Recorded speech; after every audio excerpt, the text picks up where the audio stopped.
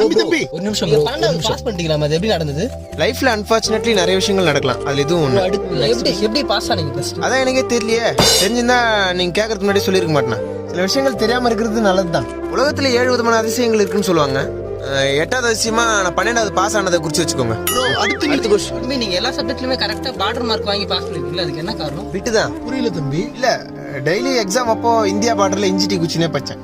அதனால தான் 12th எக்ஸாம்ல பார்டர் மார்க் வாங்கி பாஸ் ஆயிருக்கேன். இந்த பார்டருக்கு அந்த பார்டர் தான் காரணம். அடுத்த கேள்வி. எப்படியா 12வது பாஸ் பண்ணிட்டீங்க? அடுத்து என்ன பிளான்? அடுத்து என் 12th புக்கெல்லாம் எடுத்துட்டு போயிட்டு கைலாங்கல்ல போடணும். அந்த காசை வச்சு பொன்னியின் செல்வன் படத்துக்கு போலான்னு இருக்கேன். உதவியை பார்க்க.